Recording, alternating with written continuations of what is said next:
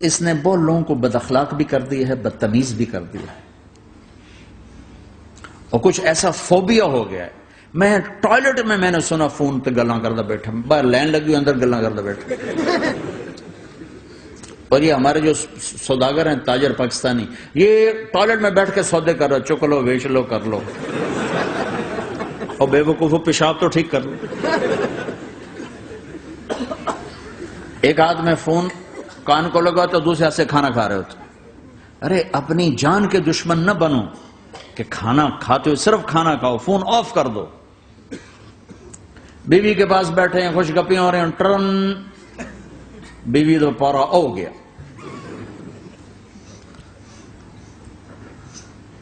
آپ ان سے سبق سیکھو جو ہفتہ اتوار چھٹی کرتے ہیں، واقعی چھٹی کرتے ہیں، فون بھی ان کا آف ہوتا.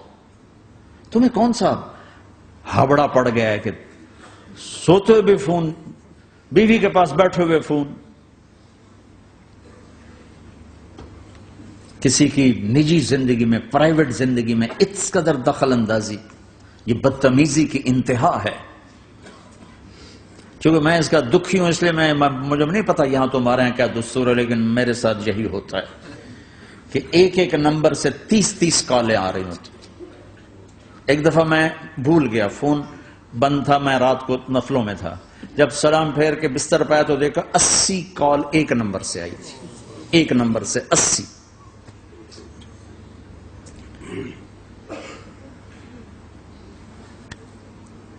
کسی کو بھی فون کرنا ہو، اگر تمہاری شناسائی ہے ٹھیک ہے، جب مرضی کرو، لیکن اس کا بھی ٹائم دیکھو. وہ تم کسی تمہاری شناسائی نہیں، آدمی مصروف ہے، اس سے اجازت تو لے لو، میں آپ کو فون کر سکتا. ملاتے جا رہے ہیں، ملاتے جا رہے ہیں، ملاتے جا رہے ہیں، ملاتے جا رہے ہیں. رات 12 فون کھلا رہے گا، انسان ہے، کچھ 1:30 بجے کے قریب ٹن میری آنکھ کھل گئی. میں نے کہا کوئی مصیبت میں ہوگا جو آپ فون کر رہا ہے. کہا جی مولانا صاحب مسئلہ پوچھنا تھا کہ ٹوائلٹ میں دعا پڑھ سکتے ہیں کہ نہیں پڑھ سکتے. میں کہا پھٹے منہ تیرے، مسئلہ اور تجھے 1:30 بجے یہ یاد آ رہا ہے.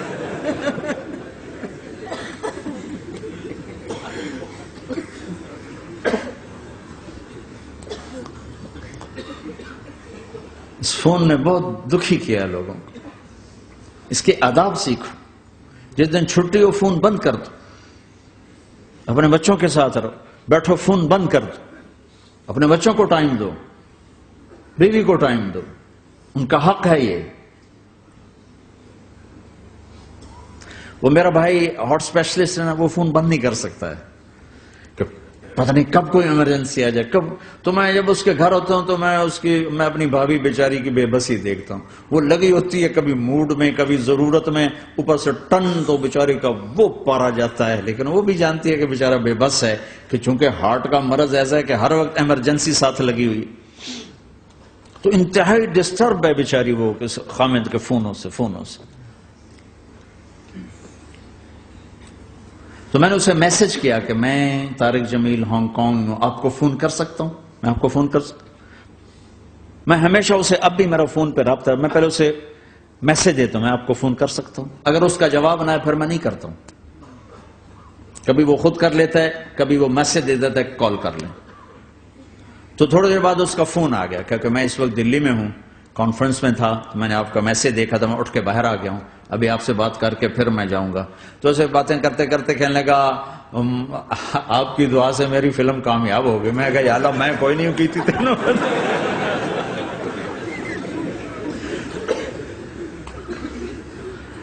بھائیو محبتیں بانٹو، نفرتیں تو پہلے ہی بہت پھیل چکی. نشہ پلا کے گرانا تو سب کو آتا ہے، مزہ تو تب ہے کہ گرتے کو تھام لے سب. برے کو برا کہنا کون سا مشکل کام ہے. برے کا ہاتھ پکڑ کر سینے سے لگانا، برائی سے نکالنا، کام تو یہ ہے. میں نے بہت لمبی بات کر دی، میں معذرت چاہتا ہوں، معافی چاہتا ہوں. مجمع بھی بہت زیادہ ہے، مستورات بھی ہیں، اور اس کے ذریعے سے آگے پتہ نہیں کہاں کہاں پیغام جا رہا ہے. اور ہر گھر کا یہ روگ ہے کہ دل پھٹے ہوئے ہیں، اور اس کے پیچھے 2 چیزیں، ایک زبان کا غلط استعمال ہے، ایک دل کا بغض ہے. 2 پہ قابو پا لو. زبان پہ قابو پانا سیکھ جاؤ.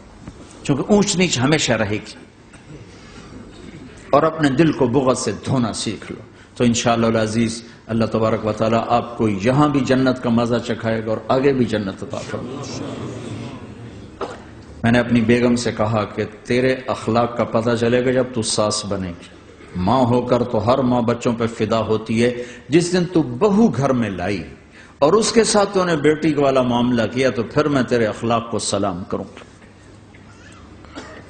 اور میں اللہ کا شکر ادا کرتے ہوئے کہہ رہا ہوں کہ اس نے اس کو تیسری بیٹی بنا لی، میری 2 بیٹے نے اس کو تیسری بیٹی بنا لی۔ اور میں نے اسے سمجھایا کہ دیکھو میرا اور تیرا یوسف کی بیوی پر کوئی حق نہیں، میرے بڑے بیٹے کا نام، میں کہا تیرا اور میرا آنے والی پر کوئی حق نہیں ہے، وہ ہمیں پوچھے اس کا احسان ہے، وہ نہ پوچھے تو کبھی اسے گلا نہ بنانا، کیونکہ اس کے ذمہ ہی کوئی نہیں۔ یوسف کے ذمہ ہے تیری میری خدمت کرے حال پوچھے، لیکن اس کی بیگم کے ذمہ تیرا اور میرا کوئی حق نہیں ہے۔ تو اللہ کے فضل سے اس کو نبھایا۔ میں تو ویسے ہی باہر رہتا ہوں بہت کم، میں تو اپنے بچوں کے پاس نہیں بیٹھتا ہوں، تو مجھے تو موقع نہیں ملتا ہے، لیکن اس نے اس کو نبھایا اللہ کے فضل و کرم سے۔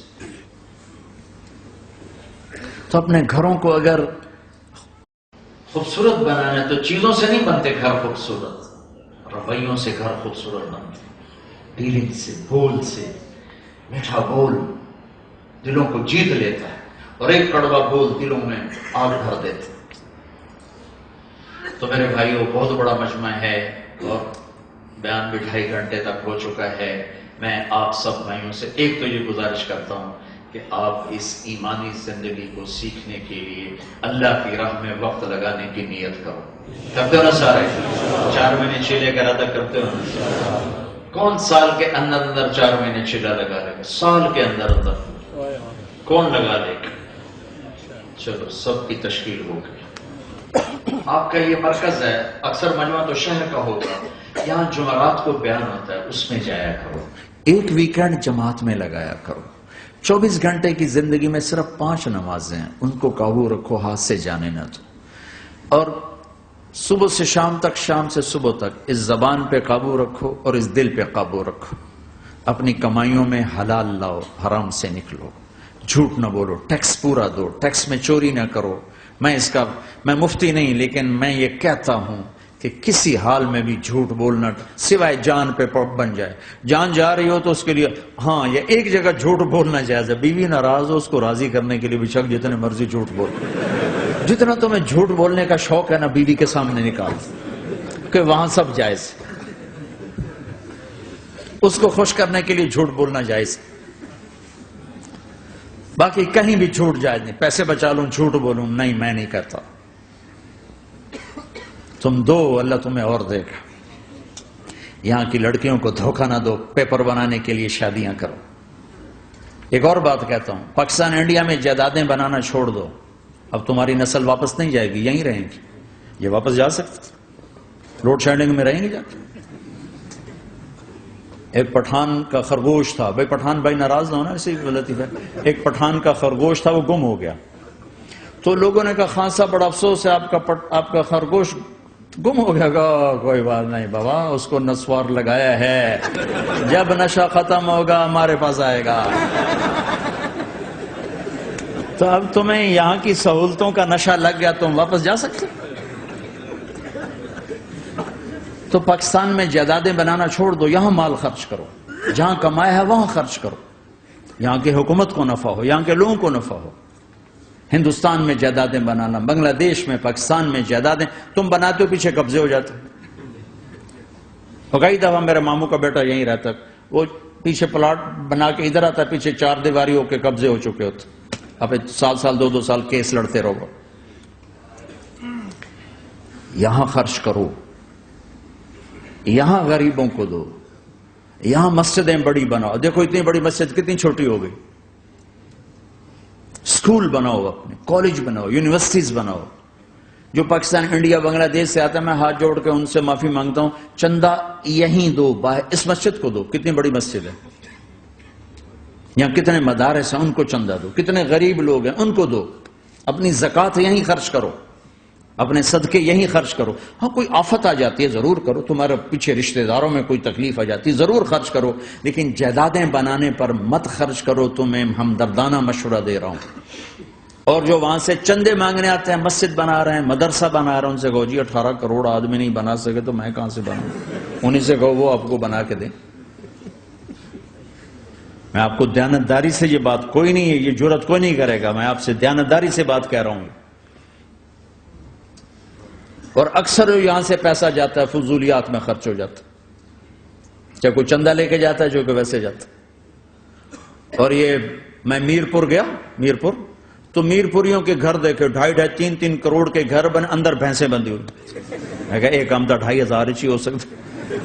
ساری دنیا میں لوگ مکان کرائے پر دیتے ہیں اور وہاں کرائے پر بلاتے ہیں کہ کرایہ لے لو یہاں رہو. اب بھائی تم نے پاکستان جانا ہے, انڈیا جانا ہے, بنگلہ دیش جانا ہے تو ایک گھر بنا لو چھوٹا سا جس میں تم خود جا کے رہ سکو. لیکن وہاں تم جائیدادیں بنانے کی فکر کرو تو یہ پاگل پن چھوڑ دو. تمہاری نسل واپس نہیں جائے گی, نسوار لگ گئی ہے.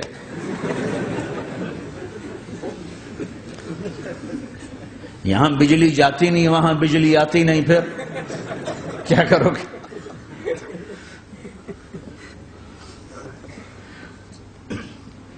تو اپنی دنیا کے بھی سمجھدار بنو.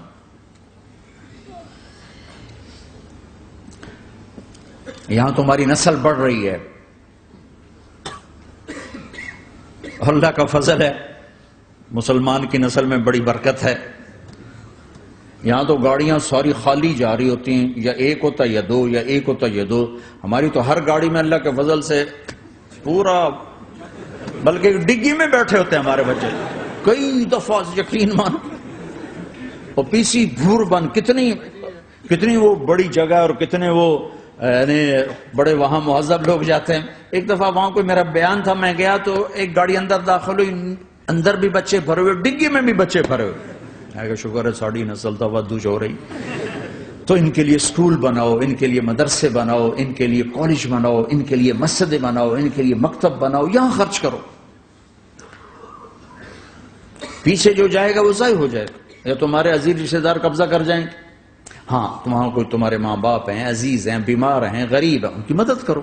لیکن اپنی جائیدادیں بنانے میں پیسہ ضائع کرنا, تمہیں کچھ نہیں تمہارے ہاتھ آئے گا.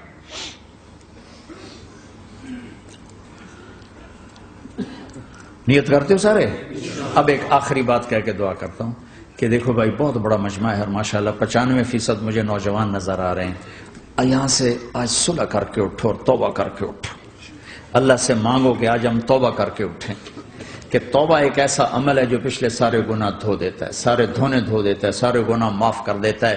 تو میں آپ کے, اور یہ جتنا بات میری آگے جا رہی میڈیا کے ذریعے, جہاں جہاں جو سن رہا ہے, میں سب سے ہاتھ جوڑ کے کہتا ہوں کہ آج توبہ کر لو اپنے اللہ کی بارگاہ میں.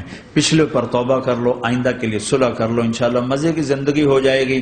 میں اللہ پہ قربان جاؤں, صدقے جاؤں کہ اس نے بھی توبہ کا دروازہ ایسا کھلا رکھا ہے, نہ کوئی عدد کی قید ہے, نہ کوئی عمر کی قید ہے. نہ یہ کہتا ہے 1000 دفعہ توڑ دی تو پھر قبول نہ ہوگی, نہ یہ کہتا ہے 60 سال عمر گزر گئی تو پھر توبہ قبول نہ ہوگی, بلکہ کہتا ما لم یغرغر, جب تک تیرے گلے کا سانس باقی ہے تیری توبہ کا انتظار رہے گا. اور پھر ساتھ یہ کہتا ہے کہ تو اتنے گناہ کر کے زمین سے اٹھا کر آسمان کی چھت کو لگا دے, پھر ایک دفعہ کہہ دے یا اللہ معاف کر, تو میں سارے ہی معاف کر دوں گا. ولا ابالغ, مجھے پرواہ بھی نہیں ہوگی, پرواہ بھی نہیں ہوگی. میرا ایک شاگرد ہے کراچی میں, اس کے مسجد کے ساتھ ایک عورت تھی, وہ لڑکیاں سپلائی کرتی تھی. کس قدر بدترین کام.